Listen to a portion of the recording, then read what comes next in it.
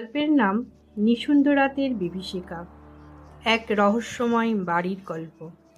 অধ্যায় ৩। অতীতের ছায়া। পরদিন গ্রামের এক বৃদ্ধার সঙ্গে আলাপ হলো।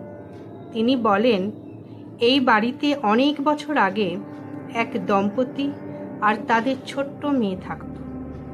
মেয়েটি হঠাৎ নিখোঁজ হয়ে যায় এক রাতে। তারপর থেকে বাড়ির মধ্যে অদ্ভুত কান্নার আওয়াজ, খেলনার শব্দ এসব শুনতে পেত গ্রামবাসীরা। তারা বিশ্বাস করে মেয়েটির আত্মা এখনো খেলে বেড়ায় ওই বাড়িতে, অপরাধীর বিচার চাইতে। চতুর্থ অধ্যায়, মুখোমুখি। তৃতীয় রাতে হঠাৎ ঘরের আয়নায় এক ঝলক দেখতে পেলেন মেয়েটিকে। সাদা জামা, এলোমেলো চুল, ফাঁকা দৃষ্টিতে তাকিয়ে আছে। সঙ্গে সঙ্গে বাতি নিভে গেল। জানলা দরজা বন্ধ হয় নিজের থেকে। সুদীপ্তকে সে বলল, তুমি কি আমাকে খুঁজে পাবে? এক ধাক্কায় হারিয়ে গেল সে।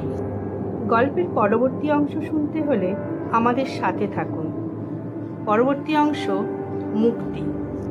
আমাদের এই গল্পগুলি আপনাদের ভালো লাগলে একটি লাইক, কমেন্ট ও শেয়ার করতে ভুলবেন না প্লিজ।